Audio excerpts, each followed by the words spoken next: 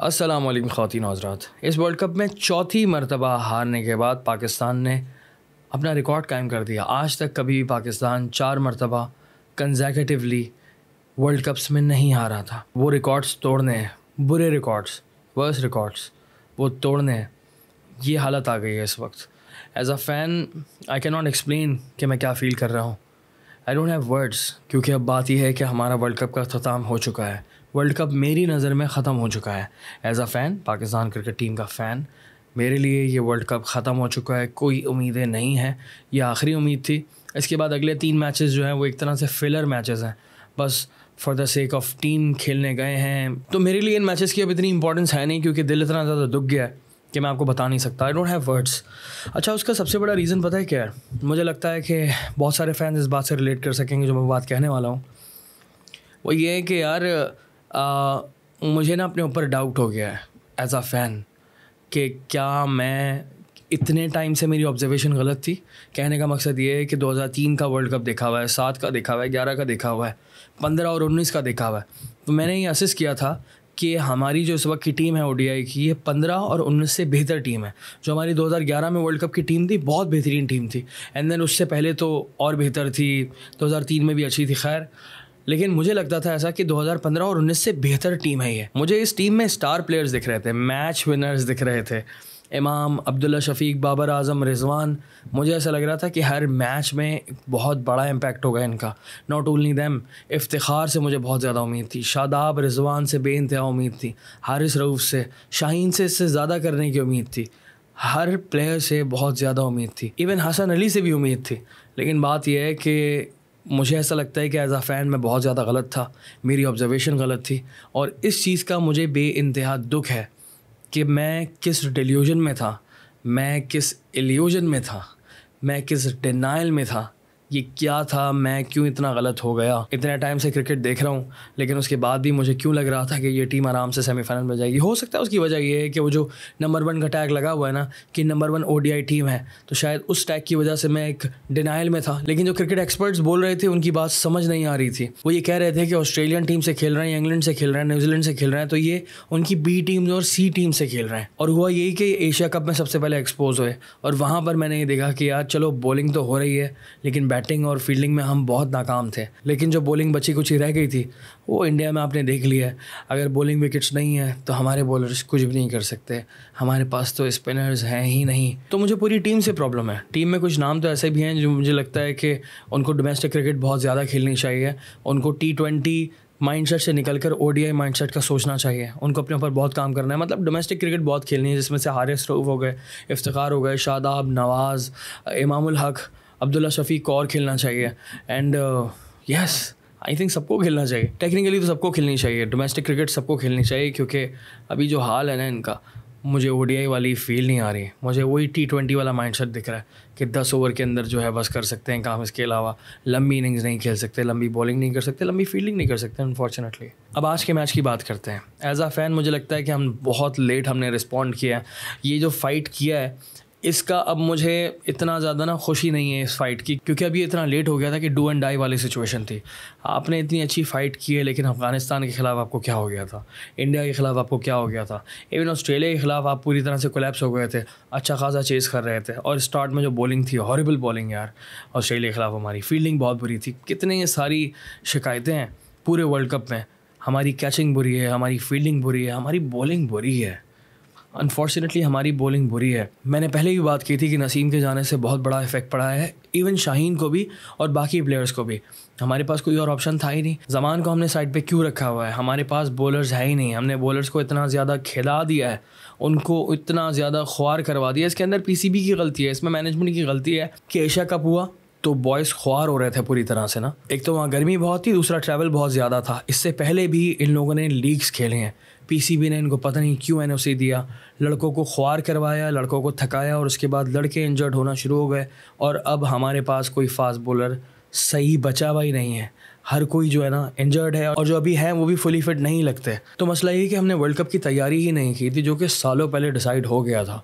लेकिन कहाँ थी तैयारी? कहाँ हम लोगों ने अपने बॉलर्स को, अपने फील्डर्स को, अपने बैट्समैन को, बैटर्स को, कैप्टन को रेडी किया मेंटली इस वर्ल्ड कप के लिए। आप इंडिया को देख लेना किस तरह से उन्होंने बुमराह को बिठा दिया, ठीक है, बुमराह की इंजरी के ऊपर काम किया कंटिन्यूसली। उन्होंने बोला कि इसको लेकर आएंगे तो बड़े टूर्नामेंट में लेकर आएंगे, एशिया कप में लेकर आए, देख लें बुमराह ने क्या किया। वर्ल्ड कप में अभी आप देख लें बुमराह क्या कर रहा है। तो जो बड़े बॉलर्स होते हैं उनके ऊपर काम होता है, उनको संभाला जाता है, उनका ख्याल रखा जाता है, सबको अपना पता नहीं होता। आई डोंट थिंक सो कि नसीम शाह की अपनी अंडरस्टैंडिंग इतनी स्ट्रांग होगी कि उसको दो फोर्स ही कर रहा होगा कि आने वाले वक्त में मेरी ऐसी बॉडी रिएक्ट करेगी, मैं खेल सकता हूँ नहीं खेल सकता, ये आप लोगों का काम है। लेकिन आप लोगों ने क्या किया, एक तरह से टीम को बर्बाद कर दिया। इट्स सो अनफॉर्चुनेट यार। बीइंग अ फ़ैन मुझे इतना हर्ट करती है चीज़। फजूल में इतनी ज़्यादा उम्मीदें रखी हुई थी, इतना टाइम इन्वेस्ट करते हैं, इतना देखते हैं हम लोग, और ये टीम परफॉर्म करी कि अफ़गानिस्तान से हार रही है। अफ़गानिस्तान के मैच के ऊपर मैंने रिव्यू इसलिए नहीं बनाया था कि मैं इतना ज़्यादा गुस्सा था, इतना ज़्यादा सैड था कि मैं क्या बात करता। लेकिन क्या अफ़गानिस्तान ने खेला था यार, सलाम है उन लोगों को। एक तो खैर अफ़गानियों की जितनी हम तारीफ़ करें कम है, of course I love them, her player उनका बहुत अच्छा है। और आज के मैच में नई गलतियां निकल कर आ गई। बाबर आजम यही कहता है अभी लास्ट वाली प्रेस कॉन्फ्रेंस में कि हमारी बॉलिंग चलती है तो बैटिंग नहीं चलती, बैटिंग चलती है तो फील्डिंग नहीं चलती, कहीं ना कहीं हम लोग नाकाम हो रहे होते हैं। आज हमारी ओपनर्स नहीं चले और इमामुल हक तो चल कर ही नहीं दे रहा। मुझे तो समझ नहीं आ रहा है ये वर्ल्ड कप इतना बुरा कैसे जा रहा है। स्टार प्लेयर है, अगेन 9 सेंचुरी हमारी में, अच्छे स्टार्ट्स हैं। आई डोंट नो ये प्रेशर क्यों हैंडल नहीं हो रहा है इमाम से, उसके इर्द गिर्द के लोग उसको किस तरह से गाइड कर रहे हैं, ये परफॉर्मेंस क्यों नहीं निकल रही है। हमारे पास तो ऑप्शन ही नहीं है। देन बाबर आजम, हर मैच के अंदर हम नोटिस कर रहे हैं कि बाबर आजम अगर सेट होता है तो उसके बाद अजीब सी गलती करता है और आउट हो जाता है। आज के मैच में जो स्वीप मारी थी, सबको पता है कि बाबर आजम स्वीप नहीं करता, लेकिन अगेन चांस लेने की कोशिश की, अपने नेचुरल गेम से हटना। ये मेरा ओपिनियन नहीं है, वसीम अकरम का ओपिनियन है। ये जो हम बातें कर रहे होते हैं अक्सर क्रिकेट एक्सपर्ट्स की बात सुनकर हम कन्वे कर रहे होते हैं, क्योंकि हम फ़ैन हैं, हम उनके ओपिनियंस को समझते हैं एक्चुअल में कि एग्जैक्टली यही प्रॉब्लम है। क्योंकि हम तो देख रहे हैं बाबर आजम को खेलते हुए, बाबर आजम का वो नेचुरल तरीका नहीं था स्वीप मारना। तो आई थिंक इन चीज़ों पर कंट्रोल करना होगा, क्योंकि बाबर आजम का 50 रन, बाबर आजम के 74 रन, बाबर आजम का इंडिया के ख़िलाफ़ 50 रन, ये वर्ल्ड कप जो है ना, ये इन रन्स के लिए नहीं है बाबर आजम के लिए। ये जितनी भी इनिंग्स है ना, बाबर आजम का लेवल इनसे बहुत ऊंचा है।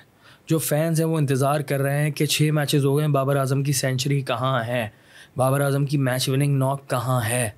और बात यह है कि वो बाबर आजम इनिंग तो बिल्ड कर पाते हैं, लेकिन उस इनिंग को बड़ा नहीं कर पाते, जो कि एक बहुत बड़ा कंसर्न है। क्यों? क्योंकि बाबर आजम नंबर 1 बैट्समैन है।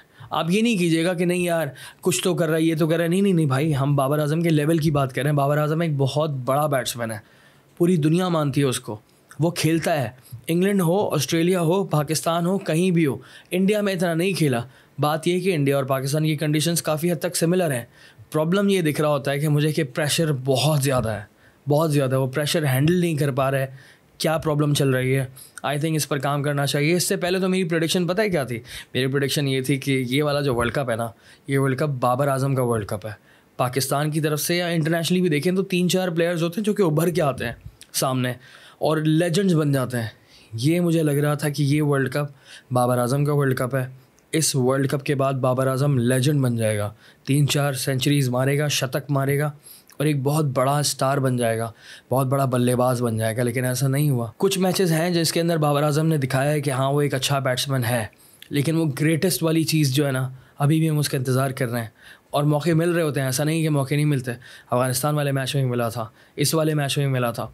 सेंचुरी, बड़ी इनिंग देखना चाहते हैं हम। सो ये मेरा एक क्रिटिसिज्म है और बड़ा कंस्ट्रक्टिव क्रिटिसिज्म है, क्योंकि मैं बाबर आजम का फ़ैन हूँ तो मैं तमीज़ से बात करूँगा, क्योंकि मुझे पता है कि वो बहुत बड़ा बल्लेबाज है। और इफ्तिखार भाई के साथ मसला क्या है मुझे नहीं पता। और 40वें ओवर से पहले आते हैं तो ना स्पिन खेली जाती है ना फास्ट खेली जाती है, समझ नहीं आ रहा होता।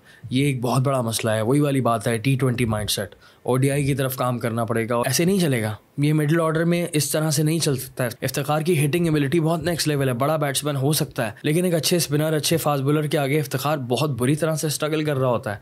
तो ये तो एक बहुत बड़ा मसला है। ये तो एक बहुत बड़ा मसला है कि हमारे मिडिल ऑर्डर में इफ्तिखार जैसा बंदा एक बहुत बड़ी रिस्पॉन्सिबिलिटी के साथ बैठा हुआ, लेकिन वो अपने प्लान्स को पूरी तरह से एग्जीक्यूट नहीं कर पा रहा। सऊद शकील की यहाँ पर तारीफ बनती है कि मिडिल ऑर्डर में हमें एक अच्छा रिस्पॉन्सिबल प्लेयर मिल गया। जब ये वर्ल्ड कप ख़त्म होगा तो हम इस वर्ल्ड कप के अंदर जो अच्छाइयाँ उन पर बात करेंगे, लेकिन अभी हम इतनी ज़्यादा डिटेल में बात नहीं कर सकते। लेकिन मैं थोड़ा सा सैड था तो मैंने सोचा कि यार मैं थोड़ी लंबी कर लूँ। तो ज़रूरत इस बात की है कि मैं ODI और T20 के प्लेयर्स अलग करने होंगे। शादाब और नवाज़ को जो ना वहीं पर ही रखना होगा जहाँ के वो हैं एक्चुअल में। वो T20 के हैं और वो PSL के हैं। So it's very very sad to see them here कि ओडीआई में उनको चांस दिया जाता है कंटिन्यूसली। नवाज़ मैच विनर है, काय का मैच विनर है यार, मैच किलर है बेचारा वो। अनफॉर्चुनेटली उसको लास्ट ओवर दिया और वो जो 4 रन चाहिए थे जीतने के लिए, दोबारा से वही हुआ कि नवाज़ आया कि नवाज़ मैच विनर है, शायद कुछ कर ले, क्योंकि वो एक ही चांस था कि एक बार बॉल मिस करनी है, आउट करने, और हम जीत जाते हैं मैच। 4 रन उस मौके पर वो बहुत क्रूशल टाइम था, लेकिन नवाज़ ने हाथ खींच के कराई और लेग पर बॉल चली गई यार। कोई बच्चा भी मार लेता उसमें चौका, और उन्होंने मार लिया बेसिकली। हमें ये क्लियर करना होगा कि T20 के प्लेयर्स अलग होते हैं, ओडीआई के अलग होते हैं, और इनको अलग अलग रखना होगा। और अगर किसी को आपको बनाना है, ओडीआई में लाना है वाकई, तो उसको प्रॉपर सेटअप के थ्रू लेकर आएँ। कायद-ए-आज़म ट्रॉफी खेले वो यार, डोमेस्टिक क्रिकेट खेले वो। खैर बड़ा बैड सीन है यार इस वक्त, तो बड़ा बैड सीन है इस वक्त। तो हमारी टीम बुरी तरह से एक्सपोज हो गई है। It is very sad, it is very sad. As a Pakistan cricket team fan मैं बता नहीं सकता। अब ये टारगेट हमने दिया 271 का, इसमें प्रॉब्लम ये है कि हम लोगों ने सारे ओवर्स नहीं खेले। बैटिंग में हमारा कितना बड़ा मसला चल रहा है कि हम लोग सिवाय अफगानिस्तान के मैच के हम कहीं भी सारे ओवर्स नहीं खेल पा रहे हैं। हम ऑल टीम आउट हो जाते हैं। एंड व्हाट्स गोइंग ऑन यार, बैटिंग कहाँ है? इसका मतलब वही है ना कि T20 माइंड सेट है, ऑल टीम आउट। अरे भाई वनडे में कहाँ आउट होते हैं? कहाँ हैं सिंगल डबल करने वाले यार? ये डॉट बॉल ही खिलवा लो इनसे यार, छक्के चौके नहीं भाई। सिंगल डबल वाले लोग कहाँ हैं भाई? विराट कोहली क्या करता है यार? सबसे पहले तो वो सिंगल डबल करता है, तबीयत से सिंगल डबल करता है, फिर सुकून से मारता है। बात ये है कि हमें स्ट्राइक रोटेट ही नहीं करनी आती, हमारे पास प्लेयर्स कम है। इतने ऐसा नहीं है कि बिल्कुल नहीं है, ऑफ कोर्स बाबर रिजवान इनको आती है, लेकिन इसके अलावा हम जब जितना डीप जाते हैं, हमारे पास प्लेयर्स ऐसे नहीं कि स्ट्राइक रोटेट करें, विकेट पे खड़े हुए हैं, सुकून से लंबी करें। फॉर एग्जाम्पल जिस तरह से शादाब खेल रहा था आज, तो उसको और लंबी की जा सकती थी इनिंग को, सऊद शकील के साथ और लंबी किया जा सकता था, लेकिन उस वक्त इस तरह से ये लोग मारना शुरू हो गए थे जैसे कि 45वां ओवर चल रहा है, लेकिन ऐसा नहीं था। वसीम जूनियर, जिससे बिल्कुल भी उम्मीद नहीं थी कि यार ये तो स्लॉट में बॉलिंग करता है इतनी ज़्यादा, लेकिन आज तो बिल्कुल लेंथ बॉल चल रही थी और वो बॉलिंग कर रहा था जो बाकी बॉलर्स नहीं कर रहे। शुरू से हम वर्ल्ड कप को देखें तो पाकिस्तानी बॉलर एक चीज़ में लैक कर रहे हैं, वो है विकेट टू विकेट बॉलिंग।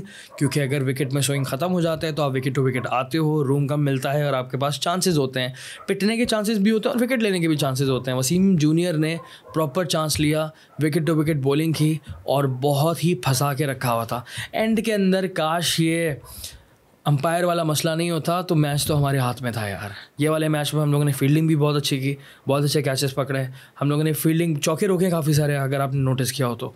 और हम लोगों ने फंसा के रखा हुआ था। साउथ अफ्रीका सोच नहीं सकता था कि अब तक वो इतना ज़्यादा मैचेस जीतते हुए हैं और पाकिस्तान जैसी टीम इनको फंसा देगी। अगेन पाकिस्तान टीम का एक कमबैक होने वाला था यहाँ पे, लेकिन क्या आगे मैं नहीं बोलूँगा ना ज़्यादा, क्योंकि इस मुंह से अच्छा नहीं लगता बोलते हुए कि आप अफ़गानिस्तान से हारे हैं, आप इंडिया से आ रहे हैं, आप फिर दोबारा से कमबैक की बात कर रहे हैं। वही हुआ जिसका डर था कि हम ऑलमोस्ट वर्ल्ड कप से आउट हो चुके हैं और अब कोई रास्ता नहीं बचा। तो मिलते हैं अगले मैच में इंशाल्लाह। सो खैर अब हमारे पास चांस तो बिल्कुल भी नहीं है, ऑलमोस्ट ख़त्म हो गया है, तो अगले मैच में बात होगी आपसे इंशाल्लाह।